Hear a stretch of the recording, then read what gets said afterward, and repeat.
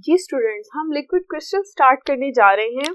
तो सबसे पहले हम क्रिस्टलाइन सॉलिड्स को थोड़ा सा रिव्यू करते हैं। Crystalline solids they have sharp melting point. Melting point किसे कहते हैं? जहां पर एक सॉलिड लिक्विड में कन्वर्ट हो जाता है।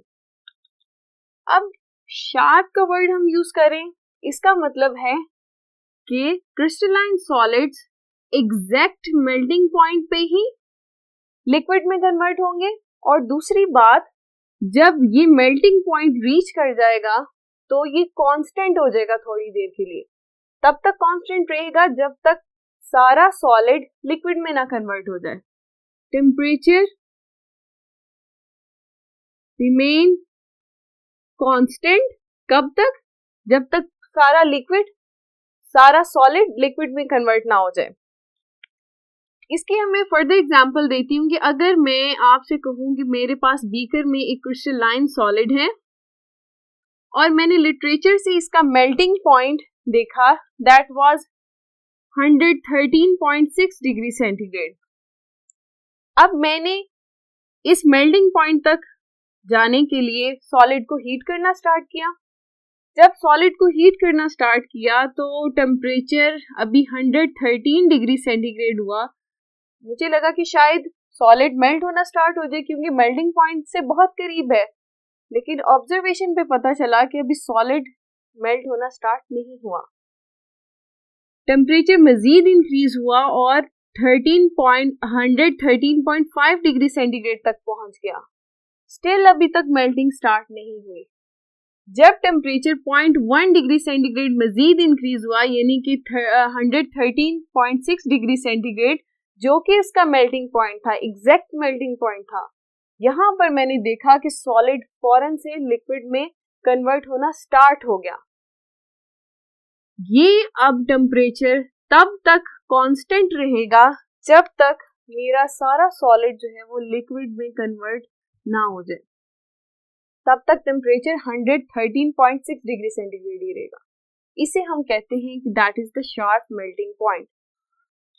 अब इसी तरह की प्रॉपर्टीज 1888 में Friedrich Reinitzer, who was a Austrian botanist, वो ऑर्गेनिक कंपाउंड की प्रॉपर्टीज को स्टडी कर रहा था। उसमें कौन सा ऑर्गेनिक कंपाउंड उसने लिया था? कोलेस्ट्राइल बेंजोएट। ये आप उसका फॉर्मूला सामने देख रहे हैं। उसने इस सॉलिड को हीट करना स्टार्ट किया और जैसे हम सोच रहे हैं कि किसी भी क्रिस्टलाइन सॉलिड का शार्प मेल्टिंग पॉइंट होना चाहिए, तो वो भी यही सोच रहा था। लेकिन उसने जब देखा कि 145 डिग्री सेंटीग्रेड टेम्परेचर पहुंचा, सॉलिड मेल्ट होना स्टार्ट हो गया, लेकिन ये मेल्टिंग अभी कंप्लीट नहीं थी। इस टेम्परेचर पे टर्बिड फेस अपीयर हुआ। टर्बिड फेस किसे कहते हैं हम? मिल्की फेस, यानी जो सॉल्यूशन क्लियर ना हो।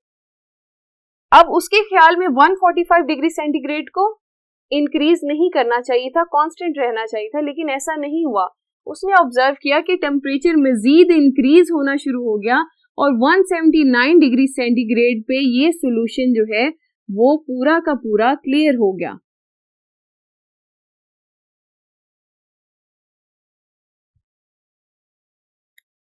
फ्रेडरिक को इस बात पे बहुत हैरानगी हुई और उसने ये सोचा कि यहाँ पर ये जो टर्बिड फेस आया है, इसकी जरूर कोई ना कोई स्पेसिफिक प्रॉपर्टीज होंगी, क्योंकि जब ये फिनोमेना रिवर्स हुआ, यानी हीटिंग स्टॉप कर दी गई, तो ये सारे फेस दोबारा से रिपीट हुए इन रिवर्स मैनर। मतलब क्लियर सॉल्यूशन दोबारा से टर्बिड फेस में कन्वर्ट हुआ और टर्बिड फेस वापस सॉलिड फेस में कन्वर्ट हो गया। इसका मतलब है कि ऐसा फेज जो कि मेल्टिंग टेम्परेचर और क्लियरिंग टेम्परेचर के दरमियान आता है, that is known as liquid crystals. तो हम इसे डिफाइन करेंगे, the turbid phase exist between melting temperature and clearing temperature is called liquid crystals.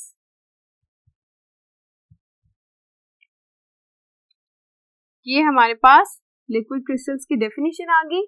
यहां पर देखें, सॉलिड को जब मेल्ट करेंगे तो ये यहां पर मेल्टिंग टेम्परेचर आएगा। हमने कहा था कि टर्बिड फेस आएगा, टर्बिड फेस पे मेल्टिंग स्टार्ट हुई थी, that is the melting temperature, और क्या था 145 डिग्री सेंटीग्रेड। और इसी तरह से टेम्परेचर इंक्रीज होने पे क्लियर लिक्विड आ गया, ये था clearing temperature and that is 179 degree centigrade. अब यहां पर देखें, the turbid phase this is exist between melting temperature and clearing temperature. इन दोनों के दरमियान ये जो टर्बिड फेस आ रहा है that is known as liquid crystals.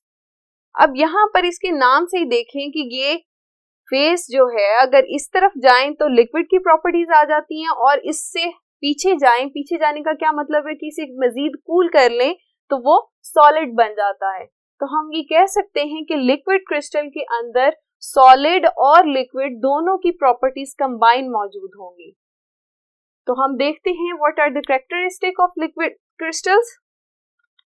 अभी हमने कहा कि इसके अंदर लिक्विड लाइक प्रॉपर्टीज होंगी और सॉलिड लाइक भी। लिक्विड लाइक प्रॉपर्टीज में कौन सी प्रॉपर्टीज शामिल हैं हमारे पास? फ्लूइडिटी, क्योंकि एक लिक्विड फ्लो होता है, इसी तरह से सरफेस टेंशन, विस्कोसिटी एटसेट्रा। अगर हम सॉलिड की बात करें कि सॉलिड लाइक प्रॉपर्टीज किस तरह की होंगी इसके अंदर, तो क्रिस्टलाइन सॉलिड्स में ऑप्टिकल प्रॉपर्टीज होती हैं, ठीक है। तो ये भी लिक्विड क्रिस्टल्स भी, इनकी भी ऑप्टिकल प्रॉपर्टीज होंगी that they can reflect light.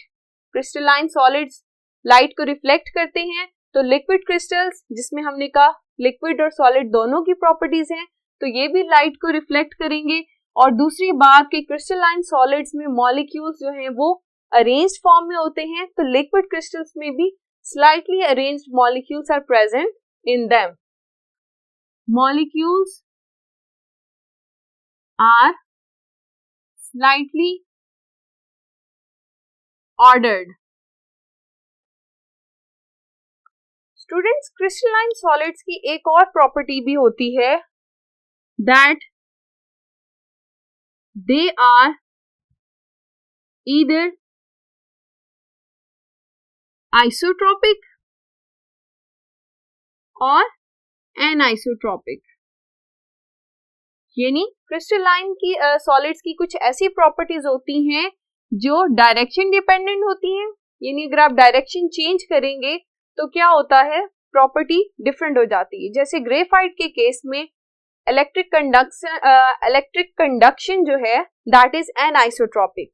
आप सिर्फ एक स्पेसिफिक डायरेक्शन में ग्रेफाइट में से इलेक्ट्रिसिटी पास कर सकते हैं, अगर आप डायरेक्शन चेंज करेंगे तो उसकी कंडक्टिविटी खत्म हो जाती है। इसे हम एनाइसोट्रॉपिक प्रॉपर्टी कहते हैं, जो कि डायरेक्शन डिपेंडेंट होती है। और isotropic properties they are not direction dependent. तो लिक्विड क्रिस्टल्स में आपको हमेशा एनाइसोट्रॉपिक, आप कहेंगे कि लिक्विड क्रिस्टल्स आर एनाइसोट्रॉपिक। यहाँ पर मॉलिक्यूल्स की डायरेक्शन चेंज करने से प्रॉपर्टीज चेंज हो जाएंगी। नेक्स्ट क्वेश्चन स्टूडेंट्स हमारे पास आएगा कि कौन से ऐसे सॉलिड्स हैं जो कि लिक्विड क्रिस्टल्स बनाते हैं। इस दुनिया में जितने भी क्रिस्टलाइन सॉलिड्स हैं उनका ओनली 1%, कितना, ओनली 1% ऐसे कंपाउंड्स हैं जो कि लिक्विड क्रिस्टल्स बनाते हैं। याद रहे 1% of all the crystalline solids that make liquid crystals। अब ये सॉलिड्स कौन से होंगे, उनकी प्रॉपर्टी क्या है कि ऐसे क्रिस्टलाइन सॉलिड्स जो कि लिक्विड क्रिस्टल बनाते हैं उनके मॉलिक्यूल्स रॉड लाइक होंगे इस तरह से, और उनका साइज भी लार्ज होगा। इस तरह के सॉलिड्स जिनमें रॉड लाइक स्ट्रक्चर हो और लार्ज मॉलिक्यूल्स हो, वो क्रिस्टलाइन सॉलिड्स आपको लिक्विड क्रिस्टल्स देंगे। स्टूडेंट्स, लिक्विड क्रिस्टल्स में इन मॉलिक्यूल्स की स्पेसिफिक अरेंजमेंट होती है और इन स्पेसिफिक अरेंजमेंट की बेस पे लिक्विड क्रिस्टल्स को हम डिफरेंट टाइप्स में डिवाइड करते हैं। So let's see what are the different types of liquid crystals. Arrangement की बेस पे हम लिक्विड क्रिस्टल्स को 3 टाइप्स में डिवाइड करते हैं। Number 1 that is nematic liquid crystal. Nematic liquid crystals में मॉलिक्यूल्स की अरेंजमेंट कैसी होती है, they are parallel to each other.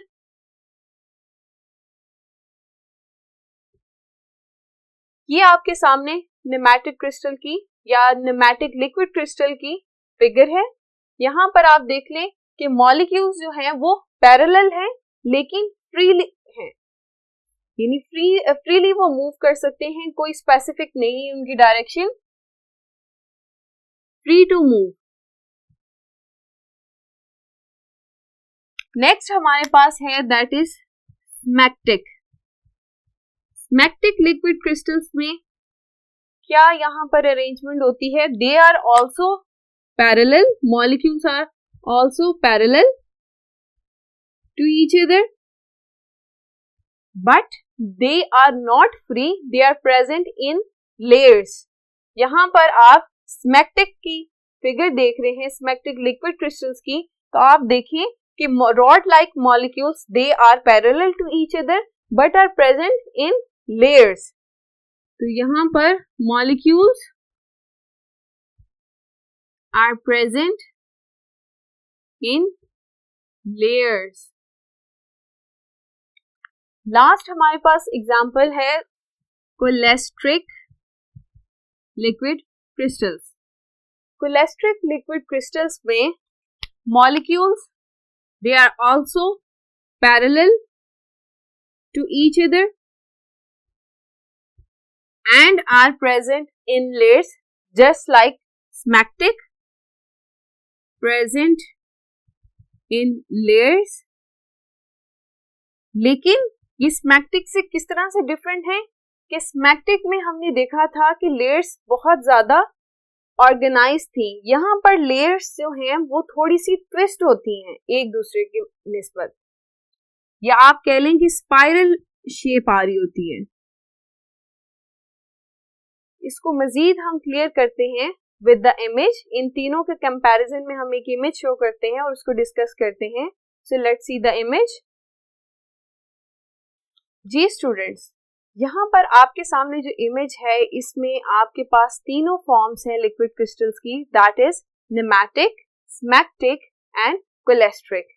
यहाँ पर अब आप क्लियर कट इनका डिफरेंस देख सकते हैं कि नेमेटिक में यहाँ पर लेयर्स फॉर्म नहीं है, जबकि स्मैक्टिक में मॉलिक्यूल्स पैरेलल भी हैं, लेयर्स भी मौजूद हैं, और जो कोलेस्ट्रिक है वहां पर मॉलिक्यूल्स पैरेलल भी हैं, लेयर्स भी हैं, लेकिन लेयर्स थोड़ी सी ट्विस्ट हुई हैं या थोड़ी सी उनकी स्पाइरल शेप आ रही है।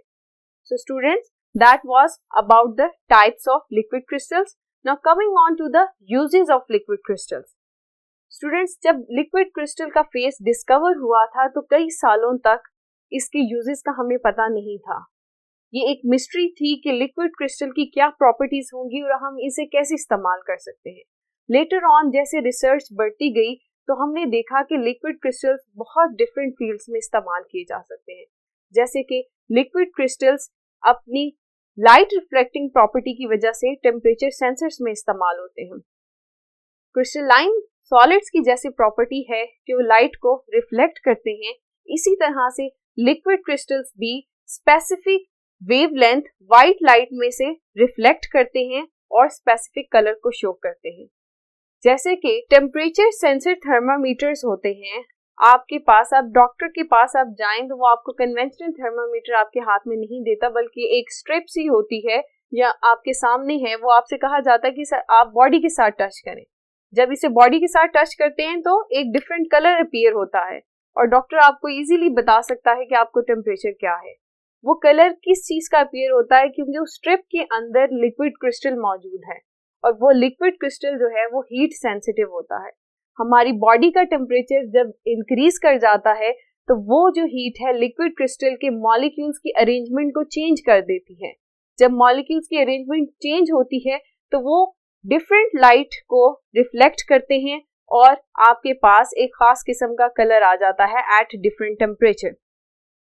स्टूडेंट्स, इसी तरह से लिक्विड क्रिस्टल्स को हम फर्दर इस्तेमाल कर सकते हैं मेडिकल फील्ड में। किस तरह से? आर्टरीज, वेन्स या फिर इन्फेक्शंस की लोकेशन के लिए लिक्विड क्रिस्टल्स को इस्तेमाल किया जाता है। उसकी वजह क्या है कि बॉडी में वेन्स, आर्टरीज या जो ट्यूमर्स होते हैं वो ये जहां पर भी मौजूद होते हैं, इनका टेम्परेचर स्लाइटली वार्मर होता है देन द सराउंडिंग टिश्यूज। अगर हम एक ट्यूमर को बॉडी से डिटेक्ट करना चाह रहे हैं तो हम क्या करेंगे, हम लिक्विड क्रिस्टल्स को पेंट कर देंगे उस एरिया पे। लिक्विड क्रिस्टल क्योंकि हीट सेंसिटिव है और वो पार्ट ज्यादा हीटेड होगा as comparison to the other body parts, तो यहाँ पर मॉलिक्यूल्स की अरेंजमेंट चेंज हो जाएगी लिक्विड क्रिस्टल में और वो एक डिफरेंट कलर शो करेंगे। यूजुअली ट्यूमर्स के केस में जो ब्रेस्ट कैंसर को हम डायग्नोस करते हैं उसके अंदर ब्लू कलर अपीयर होता है। अगर तो बॉडी पार्ट जहां पर लिक्विड क्रिस्टल आपने अप्लाई किया है वो ब्लू हो गया है तो हम ये डिटेक्ट कर लेते हैं कि यहाँ पर ट्यूमर मौजूद है। Students, liquid crystals are also very important in electric circuit failures as well as used as room thermometers. Electric circuit में अगर कहीं पे फेलियर आ गया है, बहुत बड़ा इलेक्ट्रिक सर्किट है, आप जानना चाहते हैं कि फेलियर कहाँ पर आया, कौन सी वायर खराब हुई है, आप जानते हैं जहां पर भी आपका पोटेंशियल ड्रॉप हुआ होगा वहां पर हीट ज्यादा हो जाती है। Again liquid crystals are heat sensitive, तो उनका कलर चेंज हो जाएगा और वो आपको इजीली इंडिकेट कर देंगे कि यहाँ पर आपका इलेक्ट्रिक सर्किट फेलियर हुआ है। रूम थर्मामीटर्स में भी इसी तरह से है कि एक स्पेसिफिक रेंज, जो सूटेबल रेंज दी गई होती है लिक्विड क्रिस्टल्स को, अगर इस रेंज से टेम्परेचर बढ़ जाए तो वो जो डिजिट्स होते हैं वो डिफरेंट कलर्स में अपीयर हो जाते हैं।